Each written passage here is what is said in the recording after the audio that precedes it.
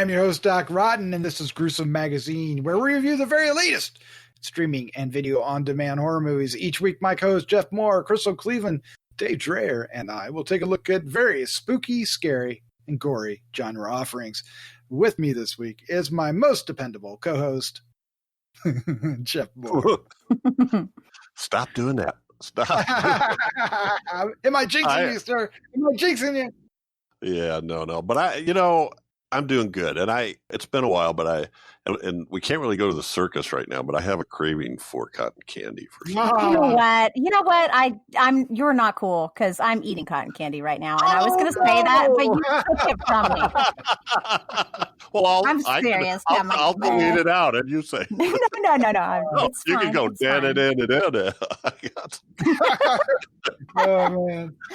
Go back to the cookie cutters. There's always that, right? All right. Oh. Yeah. Also joining this week is Crystal Cleveland, the living dead girl. Crystal, how you doing?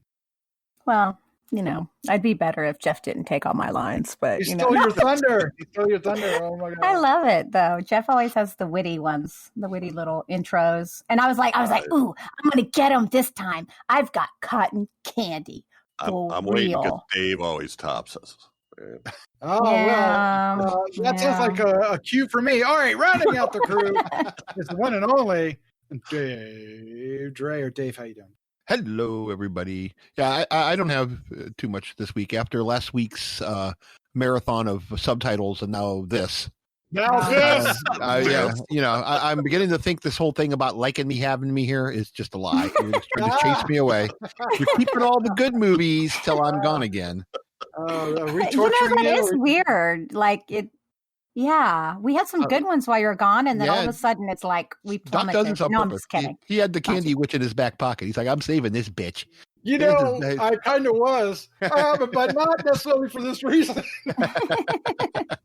But it just bumped up a few weeks, but at the same point, yeah, wow. All right, what we do here is we review a pair of films each and every week that are going to be streaming video on demand. Sometimes they're going to be in film festivals. Sometimes we get them early from sources that shall not be named. I don't know where I was going with that, but just roll with it.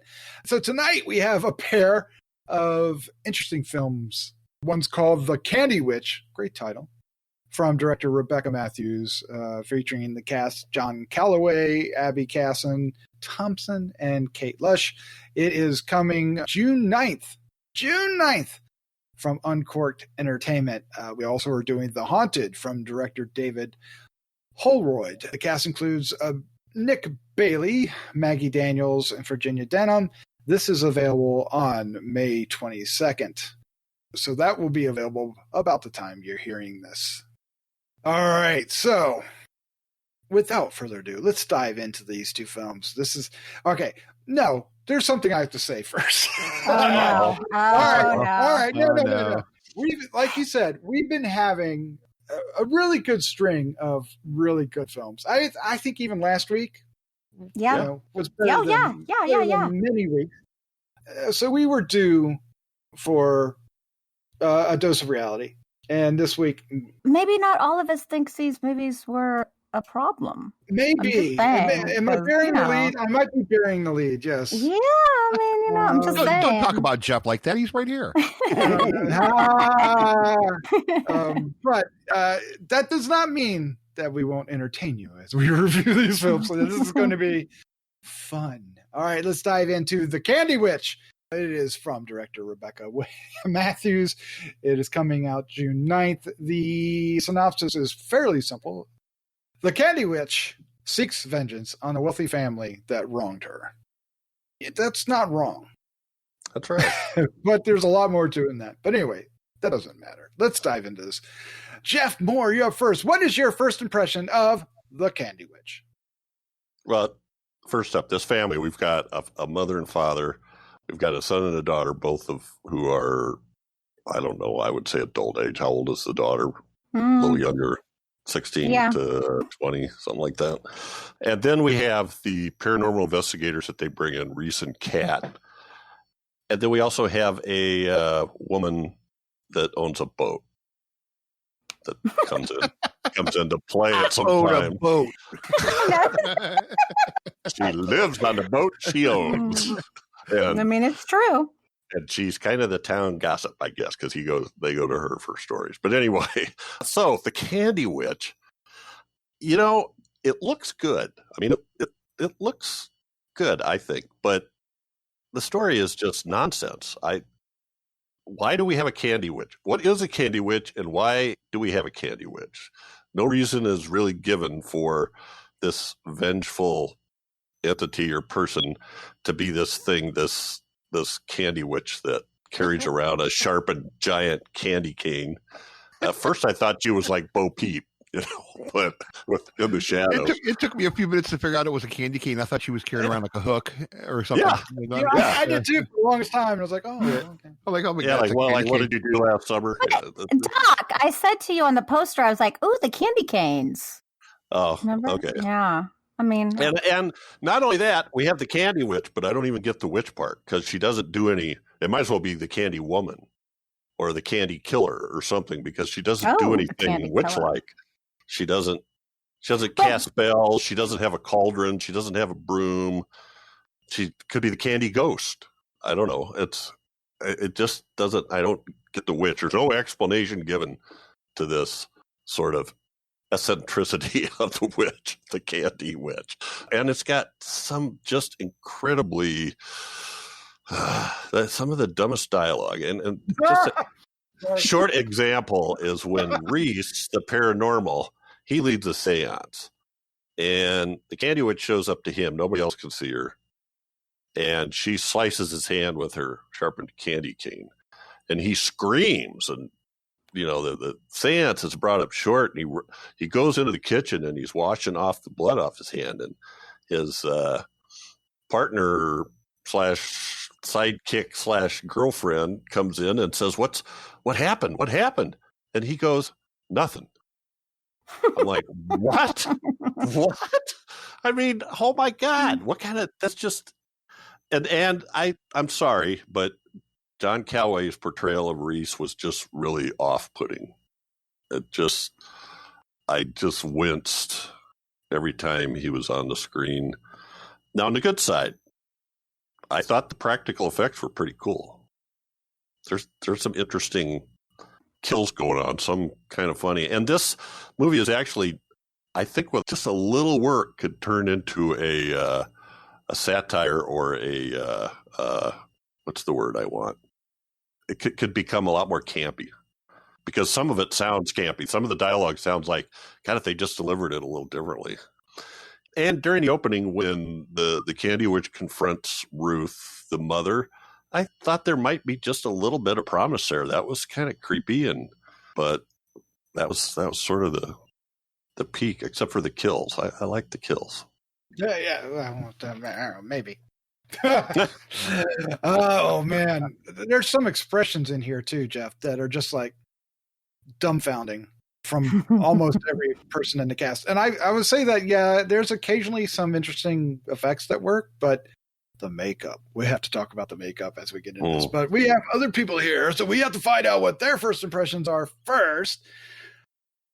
Crystal, you're up next. What is your first impression of the Candy Witch? Okay, so I'm clearly not as critical about this movie as Jeff. Oh, no. Okay, look, I'm just going to say this. I think it was called the Candy Witch because they made her look like a witch. She looked like those very stereotypical witches that you kind of pull from a Grimm fairy tale, and I think that's the reason they did it. And it makes it a little bit, mythical or whatever. I didn't have a single problem with Reese. I mean, maybe it was because we saw him with his shirt off, and he's not ugly at all. He's not. He's quite pleasant on my eyes. That may have, tainted my opinion. I pretty much was like, whatever, dude. Whatever. It's all good. You go with your bad self, Mr. Psychic.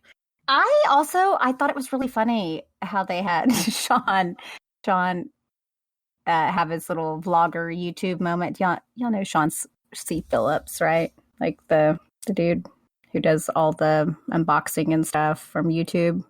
He's kind of... I don't. Is he in this? Yeah, when he looked up the Candy Witch, he popped up on one of the vlogger videos, and he's like, "She kills with a candy cane," and he's a funny dude. Okay. So I bet you'll know who he is, maybe, but maybe you just didn't notice he was there. Hey, come along. I don't know. That being said, I also thought the kills were creative. I think they could have been even more creative. I mean, there's a lot you can do with candy. It's kind of fun, kind of cool. Okay, so with that being said, I will say that the story is incredibly weak. The line between her and the candy, they didn't make a connection as to why she's decided to kill with candy. I think she even killed with licorice, like strangled someone with licorice, I believe. Is that what that was? Okay. I thought that was licorice. I mean, it would be weird for her to use anything that wasn't candy related, right? It didn't make any sense to me as to why she was killing with candy. So I wish they had made a better connection there, because I think that it could have been a cool story had they gone a little bit deeper with what was happening. Okay, granted, they tried to tell a big story in this, but it got really convoluted and it became a mess, because honestly, by the end, I was like, who did what? And what this, what that? I mean, you kind of get it in a way, but there's also a lot left open that was just more confusing than made sense. And that's unfortunate. Even after all that exposition. Yeah. Oh my God. Oh, I know. Yeah. I mean, see what they could have done. Boat Lady should have been the one to give the backstory as to why the candy was relevant. Really. There's just no relevance there. And like I said, I think the concept could have been cool. It just could have been better. Yeah, but and it was shot well. It was shot well, and I think the acting was fine all around for me. I really didn't have a problem with anyone, I guess, except for maybe the father, because he seemed weak, and I don't like that. Its weakness turns me off big time. But it tried to be something more than what it was able to achieve. But I appreciate that they tried. It wasn't horrible to me. It was okay. I at points I was like, could they have gone more overboard on the kills? Hell yeah, and I would have loved it. God, they could have done some fun candy kills. That may have been a missed opportunity, right? Missed opportunity, or it might have been budgetary reasons, but still, I mean, I think cotton candy just pouring out of someone's mouth would have been awesome. Like, let's go Killer Clowns type stuff there. But yeah. Where's the cotton candy gun? I'm just saying, I think some people are going to like this movie, actually. I think some people will enjoy it. Right. You might have some explaining to do here in a short minute. All right, let's find out. Dave Dreher, what was your first impression of The Candy Witch? My first impression. Well, I'll tell you what. For me, it started off pretty quickly, because we see the Candy Witch pretty early on in this. Straight up front, yeah. Yeah, and it, straight up, I'm telling you, was Broomhilda. I don't know if any of you guys remember Broomhilda. Yes. That's who it was. I mean, she looked like you mean from Warner Brothers cartoons? Yeah. Oh, and I'm like, yeah. I'm like, you've got to be kidding me. Seriously? I mean, I don't know what. Obviously, it was a choice that they went with, and they embraced it. But immediately, as soon as I seen that, and I seen it was Broomhilda, I was like, I'm out. I'm done. So, and then for me, it didn't work, because then now you got the Broomhilda Witch, and then when they actually start doing some of the more gore stuff, I'm just not buying. I mean, the makeup was horrendous on this woman. God bless the actress; she did the best she could with what she had. But they literally like glued on some pieces of fuzz to her face, and what color was she? Was she green? I think she was green. I think right? she was green. Yeah, Oh, these are green with like mossy bits. Yes. Yeah, the mossy bits. That's the shit they just glued it, and that's it. And then she would go. She did. And, she literally did that to me. Yeah. She's a classic witch. Like they And I'm were like, going okay, for your this, movie's yeah. called The Candy Witch. The thing that should look the absolute best is the Candy Witch. So right off the bat, when your lead scary bad thing is bad, the rest of the movie is doomed as far as I'm concerned. Now I have to kind of mirror what Crystal was saying. The acting is pretty good. It's shot relatively well. There's some interesting kills. Again, a lot of it's so dark. You have to, you've already said it. Like licorice. Was it licorice? I mean, it'd be nice if we could have established it was licorice. I mean, but you really don't know. I mean, they could have done so much more with a witch that manifests evil out of candy, and they just didn't. So again, budgetary. I don't know what the issue was, but yeah, this one just was. It was a mess. It was a mess, and the paranormal investigators were a joke. In my estimation. I mean, they at least could have attempted to make them a little bit like, what we become to known, through TV and stuff. I don't know. It just all seemed haphazard, thrown together. Yeah. Broomhilda. It would have helped if Reese and Kat, John Calloway and Abby Thompson had some chemistry together. They're both fine looking specimens, if you want to put it that way, Crystal. Yeah. But yeah, they are. But they had no chemistry, and they seem more like brother and sister. Yeah, honestly. And they had some. I'll go with that. Yeah, I would agree with that. Absolutely. Yeah. And they didn't really seem to be taking it through. Like one was supposed to be a psychic, right? Yes, he was. Yeah. But I mean, there was no like equipment or any. I mean, they didn't bring anything with them to document anything, or they had that one little thing. I don't know what it was, but and they had their phone. My golly, they had their phone. Yes, they did. Yeah. So, she did bring an EMF meter. That's all. Right. Though. I had to explain it for 5 minutes. Yeah. What's that? So it was.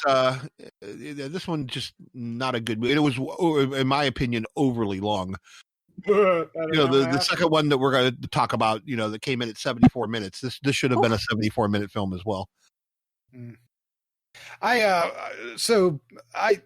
did not like this movie. I had high hopes. I love the title. I like the title, The Candy Witch, and the trailer is interesting. The artwork on the poster for being Photoshop is it's well conceived and pretty straightforward. But holy crap, did this fall apart quick. I think I've already talked about like the leads are not very strong. And it just felt low budget in not a promising way. It felt it felt like cutting corners kind of low budget. I mean, it felt like they some of the cast is good, but nobody really knocked it out of the park for me. The witch, the makeup is horrible, but I do think the actress who played Kate Lush, I don't want to down her because I think she actually gave it her, like Dave said, gave it her all, right? She was actually working it, but it just didn't happen. It literally was torture for me. I do appreciate that the ending, though, kind of kicked in. It ended on a stronger note than I thought it was going to end on, given the first hour. I thought it was like, there's no way. It's not strong enough to make this a recommendation by any chance. The dialogue is laughable. There's a point that just sticks in my head where the lead guy, right, this Reese guy, walks into the doorway, and he's just standing there with this incredibly stupid look on his face. And it just stays on him. And also we live in a world where Hunky Reese wears underwear under his bath towel. When she pulls off the bath towel and he lands on her, he's clearly got black underwear on. Like, dude, okay, just cut that, refilm it. Come on. and then later, Tom and his girlfriend, right, are getting busy, right? And she has a bra on. She's got the bra on. So okay, yeah, that still works. The problem is not getting in the way, right? But he jumps off because the witch scares him, and both of them have their underwear, so they're dry humping, right? So, oh my God, seriously, come on, they're just really fast. Really pulling their pants up, you know. Don't film it like that. You don't have to film it differently. I agree. It's not like you have to have nudity. I'm not saying that. It's just don't do the opposite and pull me out of the thing, because that's going to make me think, oh, what are you? It's like, what are we in high school? Come on. Poor attention to detail, right? Unnecessary. Well, there's some characters that a comb would have been a nice thing to bring onto set. Yeah. Stop finding things to grump about this movie. You paid a lot more attention than I did to this film. Yeah. I didn't want to. I checked out with Broomhilda, and that was like, what, the 3-minute mark? Yeah. But, okay, so somebody dies with cotton candy shoved down their throat. That was fun. Another one gets, like, a whole bunch of those butterscotch things, like, sewn into her belly. That's fun. A human pinata kind of thing. Hard candy, cool. Yeah. Yeah, there's a nice indication of some groins getting torn free. Some of the things they were aiming for were kind of fun. I was pretty convinced at first that some of the shots were just put in there because they realized they didn't have anything in the second act. So let's go kill the neighbor for no good reason, because we don't have enough gore and scares. I mean, they did have the decency to mention it later on. And I still don't know why she killed her, though. Yeah, I know what you're talking about. I was like, what? She's not your problem. Yeah, and I don't know how, why she killed the lady on the boat either, but I mean, they kind of, they gave a reason, but it didn't follow with it contradicted the big reason why she's there in the first place, right? It just didn't make sense. That she killed the boat lady? Yeah, the boat lady. Yeah. I mean, I'm not going to, at least it was connected somewhat. So there was a lot of that just fell flat for me. And I almost hate it when I feel so strongly against the movie. I feel bad, but can't do it. Somebody tell me I'm wrong, please. So what about the director there, Crystal? You've got experience with directors. Do you? Okay, I'll tell you right now. The beginning scene bothered me, and it bothered me because not what Dave had thought, but the mother was seeing the ghost for the first time, and she was turning the light on and off and would see the witch when she turned the light off, and yet she just stood there and looked terrified. And I think that was a poor choice, and I don't believe it was the actor's decision. I believe that fell on the director. I think the director wanted to keep her in the shot, and therefore is like, don't move. Mm-hmm. But it's not that's a choice that is not based in any sort. People would be freaking out, and no one would just stand there. Right. Without moving, just going, what? Oh my God, I'm so scared. So that gives you a little indication of where the director's head was. I'm just saying, I think he wanted to keep her the shot. It's not the actor's job.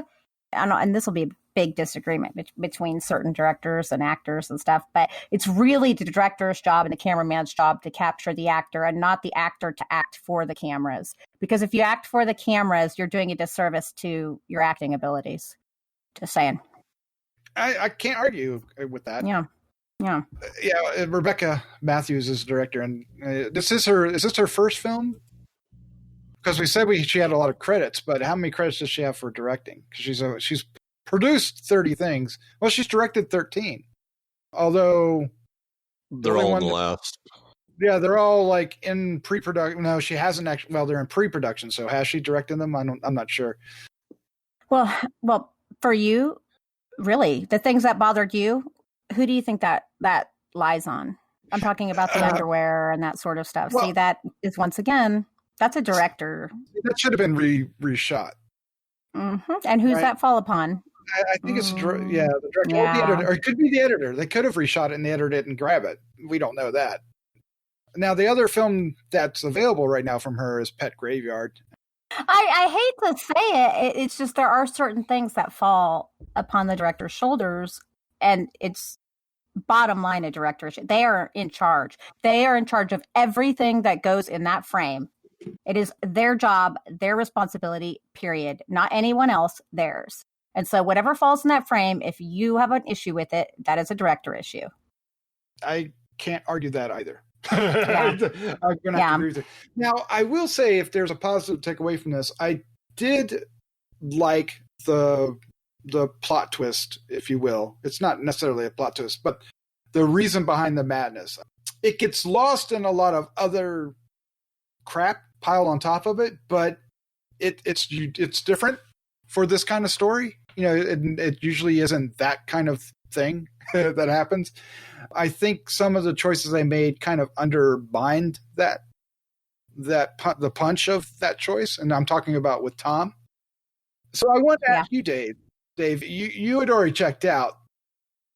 Were you still in it enough to kind of get into the whole Tom thing and what he did, or was it, like I'm suggesting, so buried with the mom and what is a candy witch that it just didn't register and make choice? Where did you land with the ending of this? Yeah, as you started this, I'm thinking plot twist. But I missed the plot twist. Yeah, totally went over my head. I didn't get into that. It was just such a convoluted mishmash of a story. I think you paid a lot more attention to this movie than I did. Why did I do that? And Jeff, maybe you can back me up on this. I like the idea, but it didn't help that the reveal happened after Tom was already, spoilers, dead. Yeah. The whole reveal I thought was clumsy because Reese on his own found something out, and Kat on her own found something else. And so Reese comes running back and goes, "Oh, you know what I found out?" Reese goes, "Yeah." But he didn't. And then somehow or another they figured out the whole story. But anyway, I was unsure where people were because at one time they go to this other building, and then it seemed like they were in the basement, but it looked like the other building. Yeah, it didn't help that. Yeah, Crystal, you might have thought he looked good, but Reese was a dick. I'm sorry, he was a douche. Really? I missed it completely. You don't think he treated Kat with such no? I guess the thing that bothered me is he had this sort of smoky-eyed look of concentration, like smoldering. Oh yeah, time. He did. Yeah, he did. Okay, I'll tell you this. I felt like, oddly enough, he was, oh God, it's so, okay. I can't believe I'm even defending this, but I feel like he was trying, he felt like he had to, continue his father's legacy, and so it's so ridiculous, but continue his father's legacy and push on and help people. That's what his main concern was. And so that's why he always seemed pensive, and he was working really hard, guys. Really hard. And she's like, "We should get out of here." I'm serious with this because all I can picture is him without his shirt on. I'm sorry. It's really bad. I'm like, what? What did you say? I'm sorry, Bruce. Just shut up now, okay?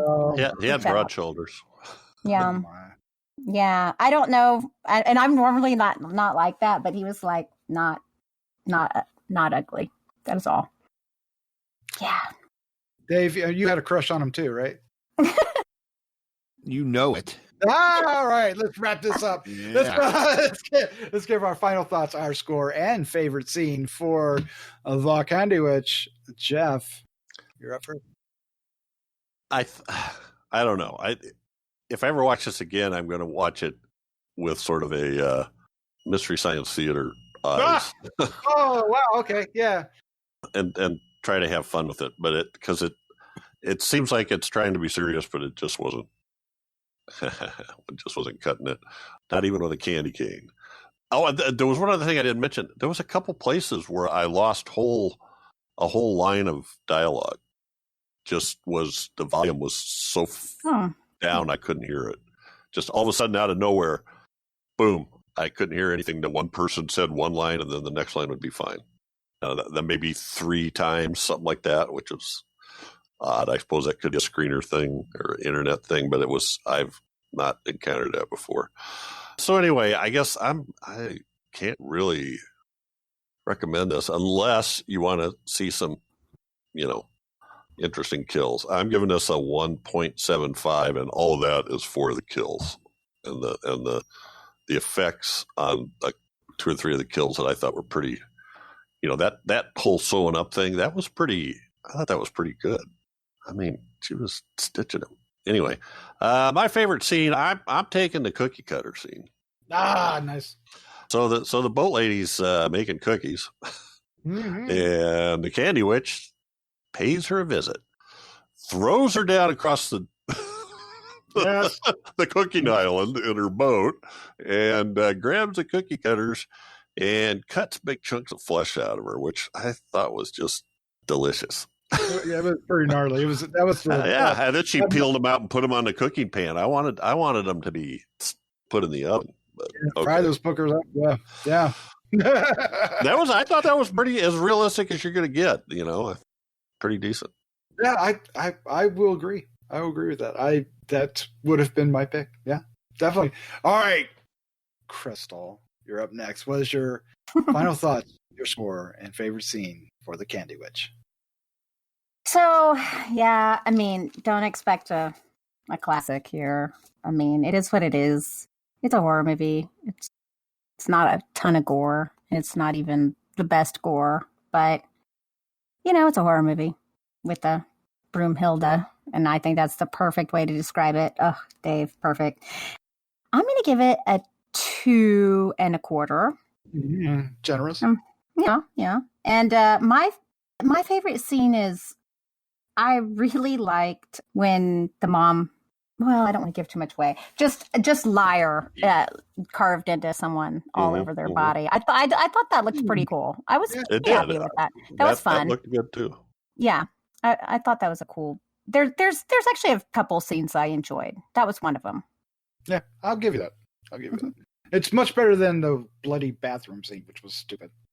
Oh God, you mean it was obvious.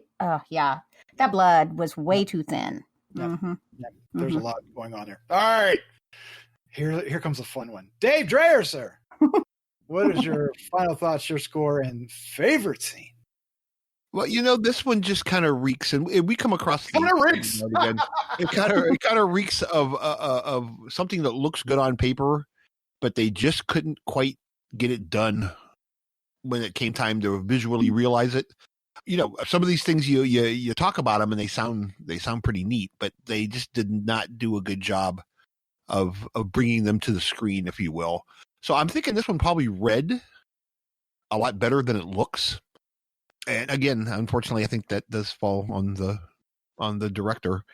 Pretty much that's their job to translate that over.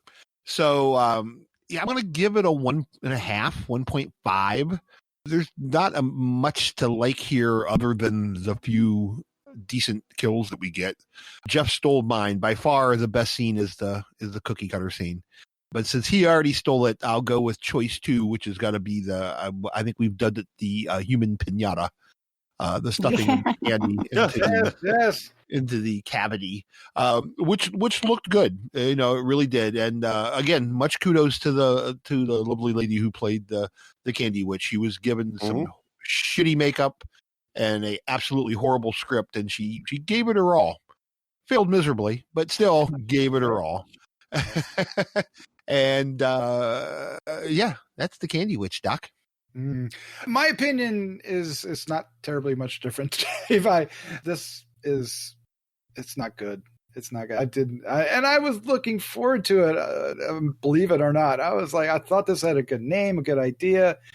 I just don't know where the witch part of it, and the candy part of it meets the killer part of it. You got peanut butter on my witch. That's right. I got chocolate on my wwitch. I don't know how it happened, but there seems to be a little too much afterthought in this, not forethought. It's got a lot going against it. It has some things going for it. I think that there was an objective here with Tom, the son, that I appreciate. So I like that, and I like the kills. So there are things to go for it, and there are things, you know, if it's on and you're watching it, there's things to look forward to. But I'm still only going to give it a 1.5. It just doesn't. It's not cohesive. It's not a. It doesn't come together. Is it the fault of the director? I think we've kind of leaned that way, but there could have been, you know, other elements that came into effect. It's hard to say, but it's just not a very solid piece of work. My favorite scene, yeah, it's really hard not to choose though too. So I commend Crystal for coming up with another one so easily. But there are a couple things that I thought stuck out, and I think they involve the same person, but maybe not. Who gets the cotton candy shoved down their throat? Is it Tom? But I like the idea. It was like suddenly out of the blue, you know, she has cotton candy, and but the way she finally kind of does Tom in after smashing his head against the car and various other fun things. Oh, yeah. I think it is Tom. Yeah. Yeah, I think it is, because she kind of beats him up a bit. But you know, kind of deserves it. Yeah. He kind of does. And she takes that candy cane. Now, here's where I actually do mean candy cane, and slowly slides it down to his groin, and then off camera yanks something free. And I could have used a lot more of that. That was fun. Yay! Yay! Yeah. All right. Well, there it is. That's our review of The Candy Witch. It is coming your way June 9th on DVD and digital from Uncorked Entertainment. Directors Rebecca Matthews. Yeah, let us know what you think. Let us know what you think about anything. These two movies that you hear about tonight, or ones you've heard in the past, or ones you want to suggest. Go to gruesomemagazine.com. Leave a message on the show notes, or you can go to our Facebook group, or you can write us, email feedback@gruesomemagazine.com. All right, our second film is The Haunted. This is from director David Holroyd. The cast includes Nikki Bailey, Maggie Daniels, Virginia Denham. It's available May 22nd on demand, so it'll be out there by the time you're hearing this. The synopsis is: Emily arrives for her first night shift as a caregiver to an elderly patient in an isolated house. Her night turns into nightmare as she's tormented by a vengeful spirit and starts to uncover the house's dark secrets. The Haunted. So yeah, it's a great title. It promises a great spooky story. Let's find out if it delivers. Let's start with Dave. Dave, sir, what is your first impression of The Haunted? My first impression of The Haunted is it's actually just an extended commercial for the battery life of an iPhone. Because all this lady does is wander around this fucking house with her iPhone, room after room after room after room, and back and forth and up and down and in and out. Oh my fucking God. It never ended. This movie was 74 minutes long. 60 of them were this dumb bitch wandering around with her iPhone camera. Oh my God. This thing, I could have made this movie. No. Yeah, I could have made this. I have a phone and it has a flashlight on it. I could have made this movie. It's the dumbest damn thing I've ever seen. I mean, it had some interesting purpose. I liked the girl. You know, she had a nice, innocent kind of, scared kitten kind of thing going on with her. You know, she was going to this house and something, seemed off. The guy was comatose, kind of, for the most part. Although apparently he still gets up to pee. They were looking for somebody to sit the night with this guy. Right away she feels off kilter. You can tell she's not comfortable, and she starts nosing around for I don't know why she starts nosing around. But we get creaks and groans and doors that close by themselves and doors that open by themselves and weird noises, and the comatose guy pops up here and he pops up there and he's peeing on the carpet, and through it all she just continues wandering around this house that don't look that goddamn big.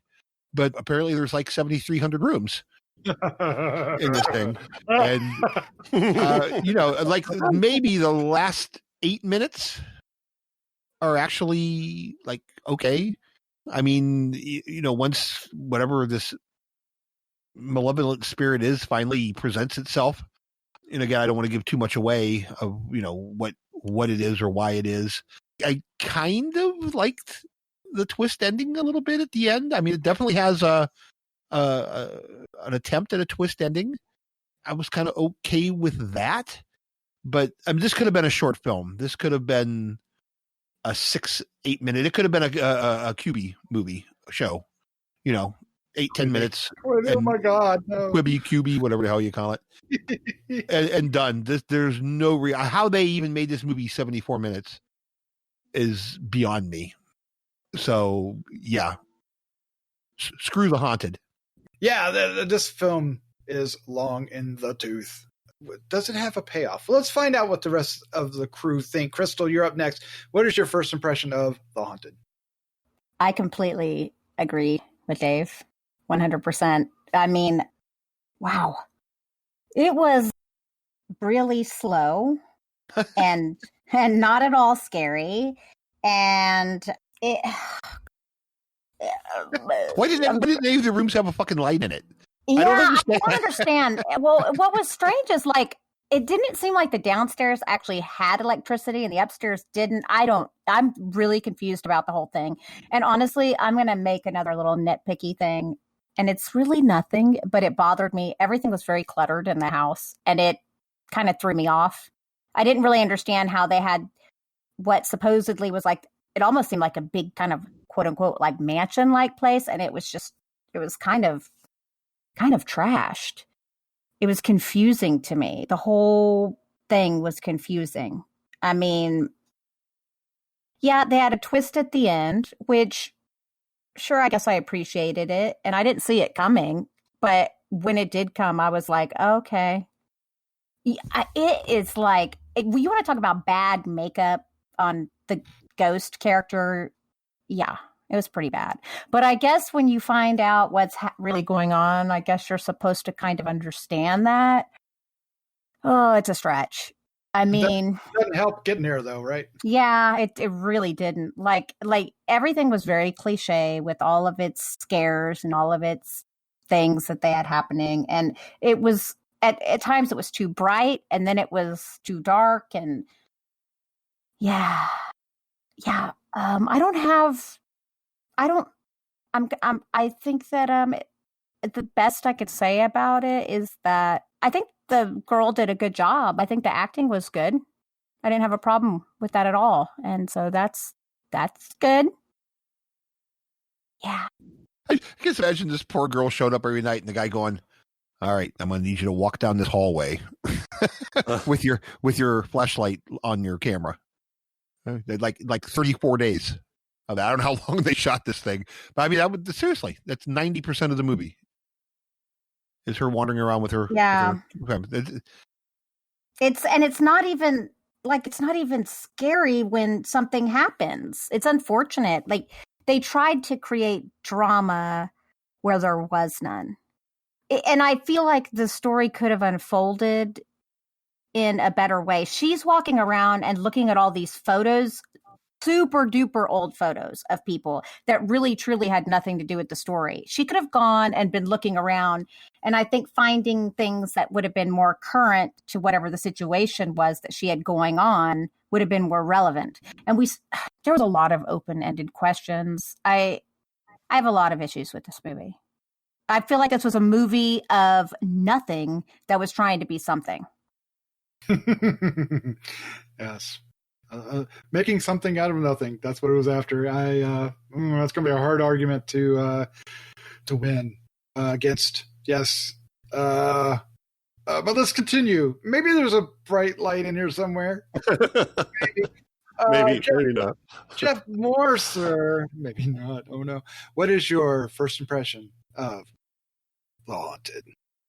Well, first, I knew this was going to be right up Dave's alley.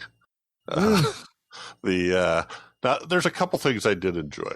And one of the things that hit me at first was I kind of liked that it was I'm not explaining it, but a more realistic kind of haunted house. Like the ghost wasn't some hideous, sunken-eyed apparition, whatever, that we were seeing around the corners.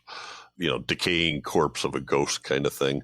I also kind of liked some of the camera angles, at least in the first act, before they got way too overdone. We're frequently looking kind of around the edge of a door frame, just being able to see, what the subject of the shot was. And as she walked, then the camera would move with it. So you got a feeling of being a watcher or somebody watching her, or something that was a little bit creepy as they lined up the shot. Yeah, Jeff, would you say at times it felt almost found footage like I felt? Yeah, and that was my next statement. It had a little bit of a feel of a found footage film. So a lot of it was handheld camera footage kind of looming over our lead's shoulder, Emily's shoulder, getting kind of her point of view and following her and getting a little bit of movement to the camera. So yeah, but then about the time I was thinking they were going found footage, all of a sudden it would switch to a off shot, right? And so, but I think it was kind of going for that, and because of that, I think I had, a few moments of tension or frisson, whatever that is. I have no idea what happened though. I mean, for me, yeah, there's this switcheroo kind of twist thing, but for the life of me, I can't figure out how that twist reconciles with the opening scenes. I have a problem with that too. I kind of ended up with an idea, but it doesn't really. I mean, I'm trying to come up with something that doesn't make sense to fit, and it still doesn't really make sense. So anyway, I think it would have been a lot better if it was a lot less opaque. So I guess in the end, I kind of thought there was sort of a good story here, but like Dave and I think Crystal was saying, it's too long. There's too much walking down the halls. I was lost. I know they were trying to orient us in this house, but I never knew where the hell we were unless we started where the little observation camera was and walked past the bulletin board with the paper stuff stuck on it. Then I knew where we were. I went into Arthur's. After that, any place else, I didn't really know where we were. And there was a couple other places, when she was down in the basement, trapped in that room, there was stuff stuck on the wall. Well, what was that? Why? I don't know. Why? I was lost with that too. Yeah. In general, I kind of like the visuals. I like the lead. I think Sophie Stevens had something to look or something that it felt right for the role. And I think there's a decent story here, but there just wasn't enough. It just wasn't tied together. It was like you guys were saying. What was that? There's an old line about that, that the old dark house kind of movie ends up being walking around a big dark house, That's kind of what it felt like, Too much walking around. It kind of illustrates, why a good haunted house movie can be awful difficult to make. This one is going after a certain aesthetic that I wanted to appreciate far more than it delivered. I think Dave, you actually said for it. It felt like a haunted house in a haunted house as opposed to a Hollywood style haunted house, right? It's not over the top things flying around or sunken eyes and stuff like that. It felt like there actually was a spirit in this house. While I enjoyed the twist, this twist is done far better in another film that is probably a lot of people know. It's getting ready to be remade. I won't say anymore. Mm-hmm. So I didn't truly enjoy that, and all it did was make me wonder how the first 20 minutes even fit into it, if that's the case. And I think, Jeff, that's what you were referring to. Mm-hmm. It's fun, but that twist, but it doesn't really. I don't know. It doesn't feel. There's a point when this movie almost feels like it's going to catch on and get into gear, but getting to that point where the spirit, the ghost, actually has been. We see it, and occasionally it's chasing her around the house. At times, I felt pretty tense. It actually had me at a few moments. So in that respect, I like this better than the previous film we reviewed tonight. It actually registered in some fashion. It's still not a cohesive movie, much like the other film, unfortunately. I think it was pretty telling that I think, Crystal, you texted me early in that you were like 30 minutes in and nothing had happened. And you were like, wait a minute, let me check. Yep. I'm 30 minutes in and nothing had happened. Oh my God, 30 minutes in and nothing happens. She's literally like standing in a room, moving stuff around, like random ass pictures. And it's just like, well, I'm getting kind of bored here, guys. Let's get this thing going. I mean, I get the intent is to build atmosphere, and this they're trying to build build a sense of dread, but it's a bit boring. I really like the reveal in the basement that Jeff is alluding to. There's like a store underneath the steps, and she's hiding from footsteps, and I like that. That could have happened sooner, and given a lot of other things a little bit more context and scariness. Perhaps structurally they held on to that a little too long. There are things I could point out, but it's really, outside of Sophie Stevens, and I'd say Nick Bailey is kind of fun as Arthur. He doesn't really have much to do. Most of the time he's laying around or, being hoofed around by Emily. Pees on the carpet. He pees on the carpet. That was a highlight. That was a highlight. It was kind of creepy, actually, standing in a corner. What's he doing? Oh, well, now it's not creepy. It's just really creepy. Yeah, so my first impression is belaboring the point. Yeah, it's just not good. Sorry. Somebody tell me I'm wrong. Yeah. Not here. Yeah. No. So, Dave, I was referring to another film with the ending. Did you even care at that point how it was going to end? No, I really did. But I didn't see it coming, which I appreciated. I didn't know that's where they were going. Well, I don't even know. Say I liked it. It just surprised me. So at least that was something. I actually felt something. I felt surprise. Well, I will agree. I didn't necessarily see it coming either. I don't know if I was looking for it either. I wasn't looking for it. And I would agree with that. Same here. But it only sticks out because it's one of the few things in this film that actually does stick out. Obviously, the guy peeing on the floor stood out for you. The ending does kind of negate the whole first 2/3 of the movie, though. Mm-hmm. So it's 100% true. So, again, I don't know. Were they watching it and they were going, wait, all we have is this lady walking up and down these hallways. We got to do something.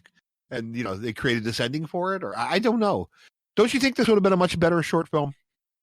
Yes, or all this could have been established in like 15 minutes and actually maybe had a payoff. Honestly, I think the problem is they didn't utilize the time that she was walking around the house looking at stuff to establish a mystery. It should have been like she's discovering little bits and pieces to connect her to what happens. There should have been tail signs. There should have been things happening that instead of just her. None of it made sense. Like it didn't have a. Right, because it was like, what's she looking for? What's she nosing around? Yeah. See, like I said, I didn't see the ending coming either, and I'll tell you that's a problem. Okay, not that I'm so great, but there should be clues. There should always be clues. Otherwise, you're writing a story for yourself and not for everyone else. It's not meant to be completely sprung on you. There should be clues, just like when we watched, what is, oh my gosh, why can't I come up with the name? The Sixth Sense? Sixth Sense? Yeah. Yeah. When you watch that and you see it go through, you're like, oh my gosh, it's so obvious. But they left little clues. There was nothing here. She was looking at photos of, I guess, what would have been many years before her time, so it's strange. So yeah, I know you're giving me a hard time, but I did watch the beginning over again because I was trying to figure out. I remember that. So God bless you. There are some hints there, although they're so subtle that you can't even going back. I had to go, well, that must be, so the guy that's taken her, he never is looking at her when he's talking. At no point is he looking at Emily when he's talking to her. In the car, she's in the back seat. You never see the rest of the car. About the smoking. Okay. Yeah. And then the thing about the smoking. And then when the other caregiver leaves, she stops and looks right at her. But in hindsight, I was thinking that was one of those, she heard a noise and she's looking, but maybe she doesn't see something. Or she was just being rude. Yeah. Yeah. Because she felt like she was being rude in the beginning.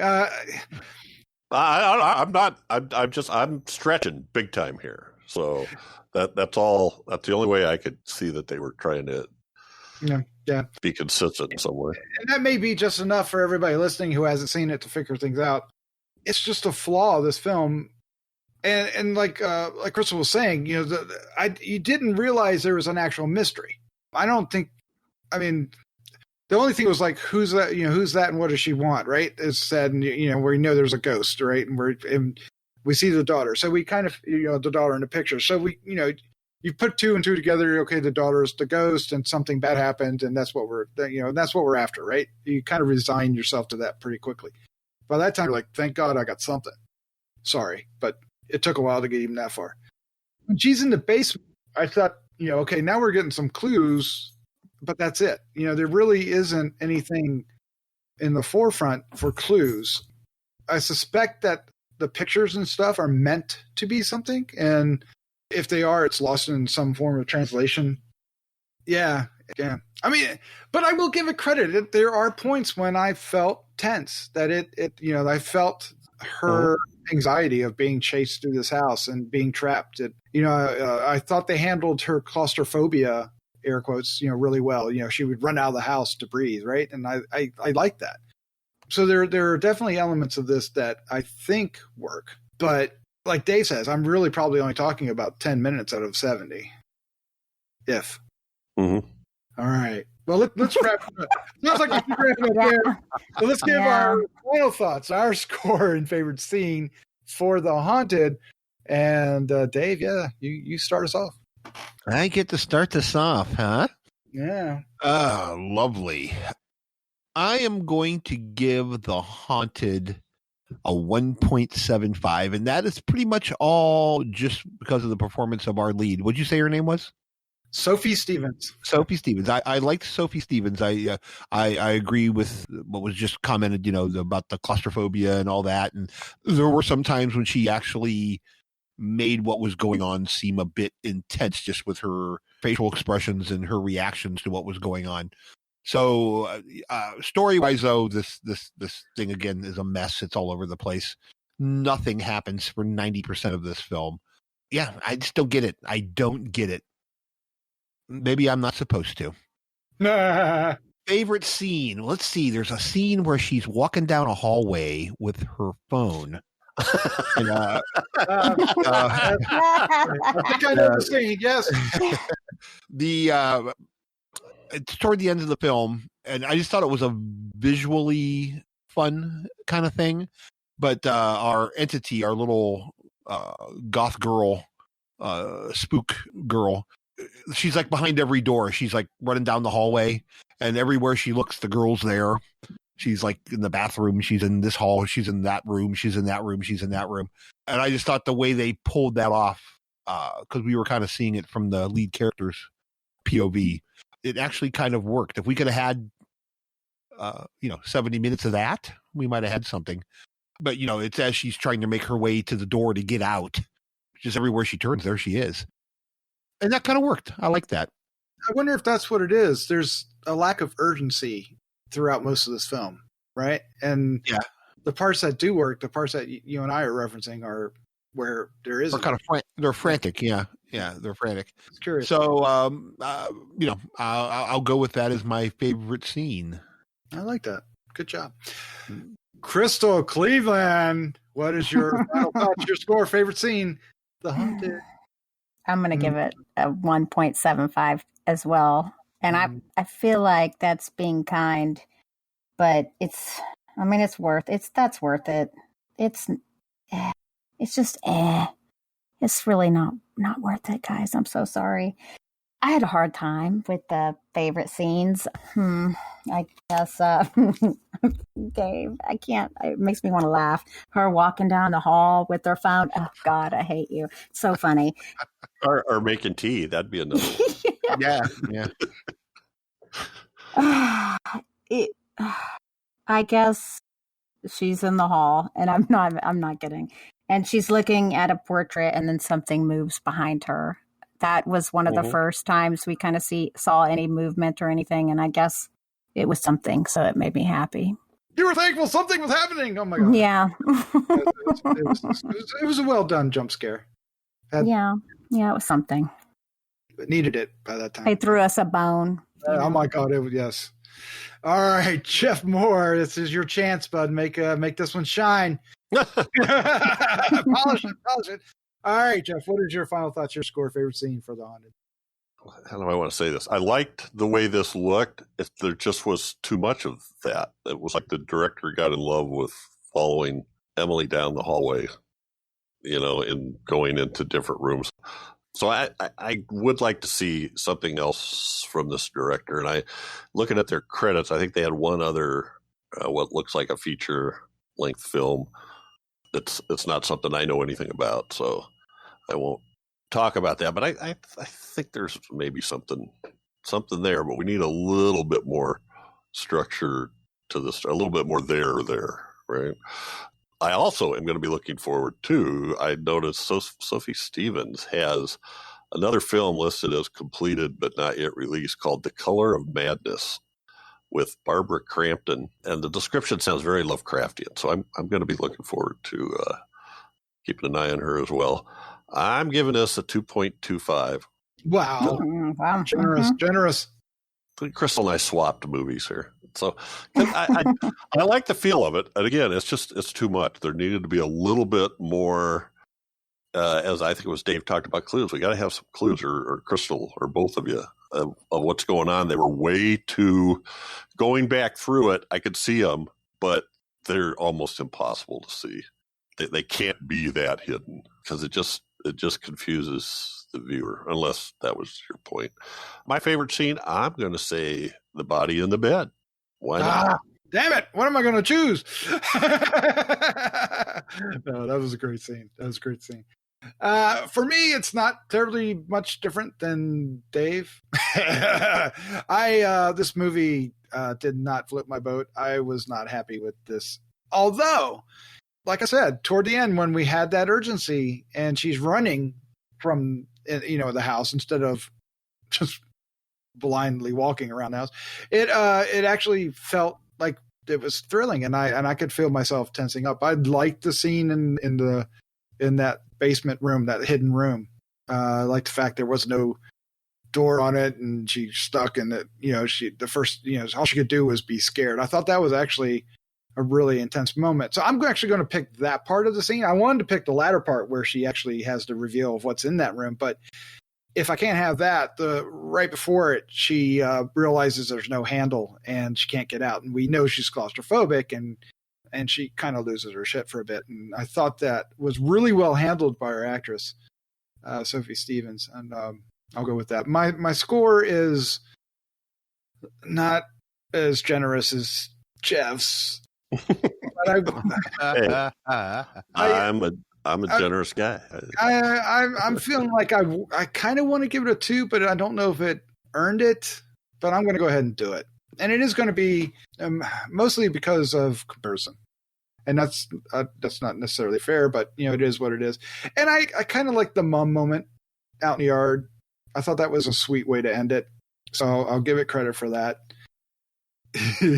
I do want to have a little side thing here. I want to gripe about IMDb just for a hot second, because Sophie Stevens is the star of this film. She's the lead, and she's listed at the bottom of the cast list. Now they're doing it alphabetically, and that's no. They usually do it based on who has the most popularity on IMDb in general. So, it doesn't really matter. It should be the leads, right? The leads should be at the top. Shouldn't it? It's a weird one. Typically, that's usually how it works out anyway. But this one is literally you could have a following and not have been in very many things and be listed higher because people are checking your page. It's based on your popularity. It's a popularity thing for real. It's interesting how they do that. Mm-hmm. I just, to me, it should be role based. And I think it should be done by the page itself. I think it should be done by the movie. They should input the names, and then that's the way it should be listed. Because I've seen some that say alphabetical, but I've seen other ones where they're like this and they don't make any sense. Yeah, and that's when it's... This one is alphabetical. Look at it. It's alphabetical. Yeah. I don't know why they would do that. That's weird. Which puts Sophie Stevens at the bottom. Right. Right. She should be at the top, but I don't know. It doesn't matter. It just gets my craw going. Right. All right. So there we go. That's our reviews for tonight. Wow, that was fun. Candy Witch from Rebecca Matthews. It is coming June 9th from Uncorked Entertainment. Look for that. The Haunted from David Holroyd is available on May 22nd. So it should be out as you are listening to this. So look for that as well. 2 spooky films, and it's up to you to determine if they deliver or not. I hope hope we have not steered you wrong. All right. Apologies to anybody involved. It's sorry, but oof. Stop making crap movies. We'll quit talking about it. Well, I forgot my polish. Why did I do that? All right, let's end on that before I firmly plant my foot in my mouth. All right, Jeff, Dave, Crystal. Oh my gosh, thank you so much for joining me. Thank you. You're welcome, Doc. You're welcome. You're welcome. No, seriously. This is fun. Even. You said even. All right. Well, next week, I have suspicions that it will be an improved week for us. I'm looking forward to the films. Well, to be fair, I'm usually looking forward to the films each and every week. Yes. I was actually looking forward to both these films, which is part of the the disappointment when they don't live up to your expectations. I'm grateful that we have the opportunity to review these films, and we usually sometimes the schedule gets a little thin, but most of the times we're actually trying to figure out, okay, out of these, which ones do we choose? And Dave, as you know, that's not always been the case. True. That is true. Historically, sometimes it was always thin to even find anything really for a month that's remotely related to horror at times. But now we live in an age when, it's so abundant. And everything seems to have merit of some sort. Yeah. And I really like that. All right, Jeff. Guys, Crystal, Dave, let's say goodnight, please. Let's say goodnight. Good night. All right, good night. Woohoo! Good night.